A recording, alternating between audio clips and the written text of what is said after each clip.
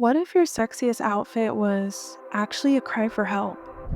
What if it was covering up the one thing you're too afraid to say? See me. Really. See me. Because there's a difference between being seen and being shown. The problem is, the outfit you're using to try to get attention might be pushing away the kind you actually deeply desire. We all want to feel seen, admired, wanted. That's not the issue.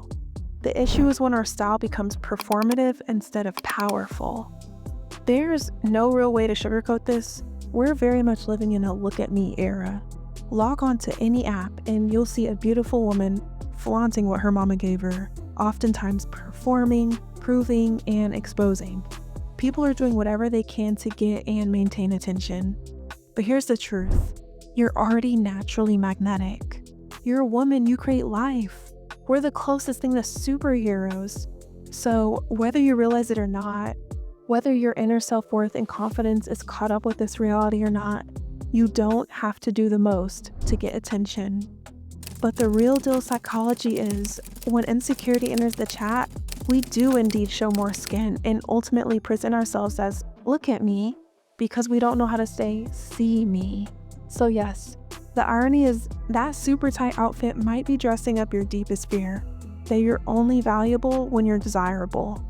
And sadly, that's not confidence, that's conditioning. And I have to say, if you're doing it for male attention or validation, you already have it. You're a woman. However, if you are looking for a mate, whether man or woman, the thing is your aura has to also be top tier too. The real deal truth we have to be aware of is to be careful, because how you present yourself can invite some scary, unwanted energy into your life. You really do have to gatekeep yourself. Your power isn't just for anybody.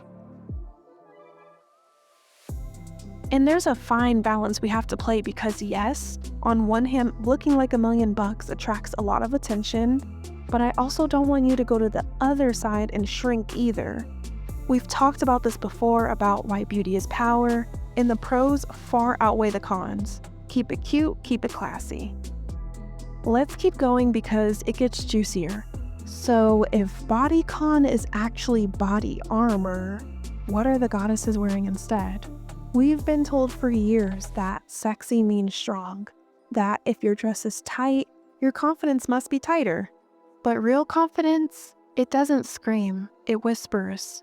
It enters a room and says, you'll notice me, whether I want you to or not. The twist? The more skin we show, the more we might be hiding. Not our bodies, but our belief in them. You know who's really confident? The woman who can command the room without us knowing what every curve of her body looks like. Now, I'm not here to cancel tight dresses. Maybe I'm old school, but there's a time and a place. And if you're dressing in anxiety, not alignment, we need to talk. And this is my personal hot take, but unless you're working out, and with an exception of like a date night, I don't think wearing skin tight, body hugging head to toe is the move. Especially in the summer, like it's 95 degrees outside and you're just casually wearing a polyester spandex skin tight romper. Give us some flow, some structure, some breathability. Where's the fashion? Why not explore fun silhouettes? As passionate as I sound about this topic, seriously, this is a judgment-free zone. I'm here to challenge you and your mindset about fashion and image. I'm just your fashion designer turned image consultant bestie, here to help you level up and show up as the gorgeous magnetic woman you were called to be, in your own way, with your own expression. That's why I created an archetype system for giving your style a name. The quiz is linked below. It is scarily accurate. I've been doing fashion my entire life, but professionally over a decade, so I know a thing or two about aesthetics. And this archetype system isn't to box you in because truthfully, many people are more than one archetype, and I'll teach you how to remix them and truly make it yours an everyday icon. You'll never see trends the same way ever again, in the best way. This is what all the expensive celebrity stylists do, and I'm spilling it all for a fraction of the price.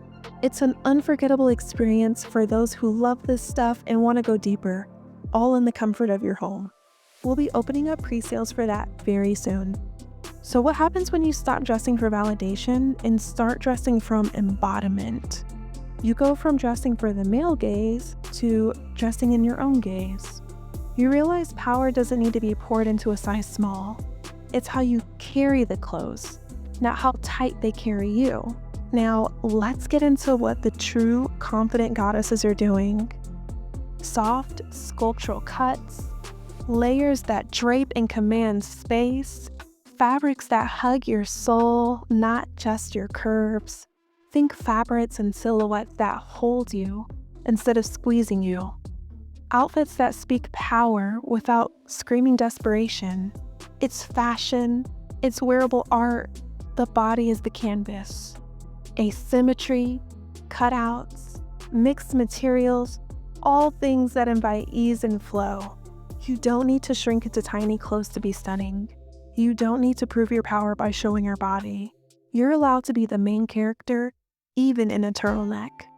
You're already more than enough.